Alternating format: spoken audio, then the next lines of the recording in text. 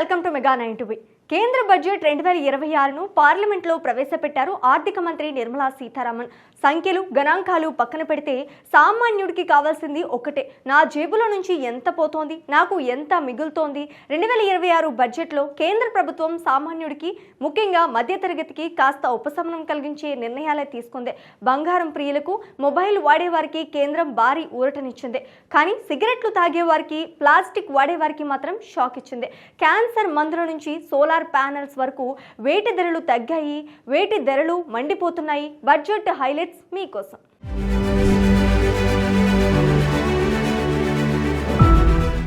Budget అంటే దేశం ఎంత అభివృద్ధి చెందింది అన్నది పక్కన పెడితే సామాన్యుడు మాత్రం నిత్యావసరాల ధరలు తగ్గాయా, టీవీలు ఫోన్ల రేట్లు తగ్గాయా అనేది ముందు చూస్తాడు. ఈసారి 2026 బడ్జెట్లో కేంద్ర ఆర్థిక మంత్రి నిర్మలా సీతారామన్ కొన్ని కీలక వస్తువులపై కస్టమ్స్ డ్యూటీ తగ్గించి సామాన్యులకు, మధ్యతరగతికి ఊరటనిచ్చారు.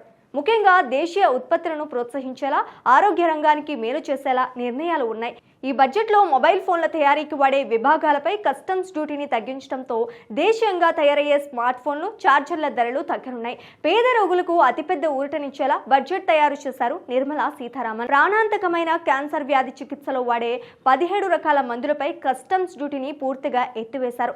అలాగే అరుదైన వ్యాధుల మందులు కూడా చౌక కానున్నాయి. విదేశీ టూర్ ప్యాకేజీలపై వసూలు చేసే టీపీఎస్ ను తగ్గించారు. దీంతో ఫారెన్ ట్రిప్స్ ప్లాన్ చేసుకునే వారికి ఖర్చు కాస్త తగ్గుతుంది. లెదర్ పరిశ్రమను ప్రోత్సహించడానికి తీసుకున్న నిర్ణయాలతో చెప్పులు, లెదర్ బ్యాగుల ధరలు తగ్గుముఖం పట్టనున్నాయి. సోలార్ గ్లాస్ తయారీ పరికరాలపై పన్ను తగ్గించడం వల్ల సోలార్ ఎనర్జీ చౌక అవుతోంది. అలాగే మైక్రోవేవ్ ఓవెన్ తయారీలో వాడే కొన్ని విడిభాగాల ధరలు కూడా తగ్గనున్నాయి.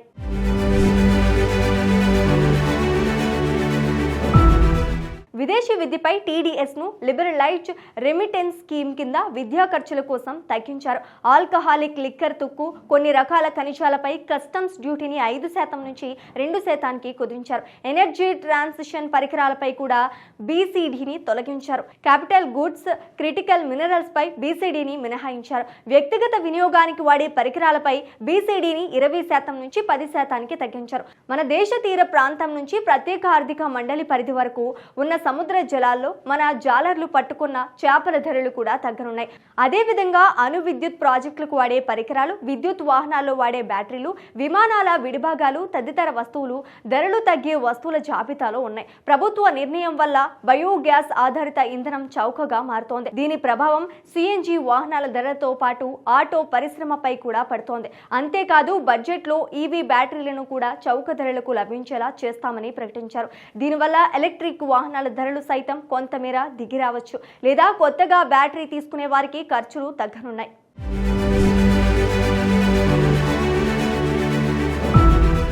ఆరోగ్యంపై ప్రభావం చూపే సిగరెట్లపై ప్రభుత్వం ఎప్పటిలాగే పన్నులు పెంచింది. దీంతో ధూమపానం చేసేవారికి జేబుకు చిల్లు పట్టం ఖాయం. వీటిపై కఠినమైన పన్ను విధానం నేటి నుంచి అమల్లోకి రానుంది. విదేశాల నుంచి దిగుమతి చేసుకునే ఖరీదైన మద్యం, లగ్జరీ వాచ్లు, సిగరెట్లు, బీడీలు, పాన్ మసాలా, గుట్కాలపై కస్టమ్స్ సుంకం పెంచారు. స్టాక్ మార్కెట్లో ఫ్యూచర్స్ అండ్ ఆప్షన్స్ ట్రేడింగ్ చేసేవారికి సెక్యూరిటీ ట్రాన్సాక్షన్ ట్యాక్స్ పెంచారు. ఇది ట్రేడర్లకు కాస్త ఇబ్బందికరమైన విషయమే. ఎరువుల తయారీలో వాడే కొన్ని కెమికల్స్ పై సుంకం పెరగటంతో పరోక్షంగా కొన్ని రకాల ఎరువుల ధరలు పెరిగే ఛాన్స్ ఉంది. పర్యావరణ హితం కోసం ప్లాస్టిక్ దిగుమతులపై పన్ను పెంచడంతో ప్లాస్టిక్ బొమ్మలు, ఇతర వస్తువుల ధరలు పెరగవచ్చు. ఎలక్ట్రిక్ వెహికల్ ప్రోత్సహించే క్రమంలో పెట్రోల్, డీజిల్ ధరలు, కార్ల ట్యాక్సులు పెంచే అవకాశాలు స్వల్పంగా పెంచబోతున్నట్టు చెప్పారు. ఆదాయపు వివరాలు సరిగ్గా చూపని వారికి విధించే జరిమానా 100% పెంచారు. బహిర్గతం చరాస్తులపై ఇప్పుడు జరిమానా విధించనున్నారు. షూటింగ్ కోసం వాడే పరికరాలు, కెమెరాల ధరలు పెరిగే అవకాశం ఉంది. మొబైల్ రీఛార్జ్ ఫోన్లు స్వల్పంగా పెరిగే ఛాన్స్ ఉంది. కాఫీ రోస్టింగ్, వెండింగ్ యంత్రాల ధరలు కూడా పెరిగే లిస్టులో ఉన్నాయి. మొత్తంగా చూస్తే ఈ బడ్జెట్లో మేక్ ఇన్ ఇండియాకు నిర్మలా సీతారామన్ పెద్ద పీట వేశారు. విదేశాల నుంచి వచ్చే వస్తువులపై పన్నులు పెంచి దేశీయంగా తయారయ్యే మొబైల్స్, ఎలక్ట్రానిక్స్ పై పన్నులు తగ్గించారు.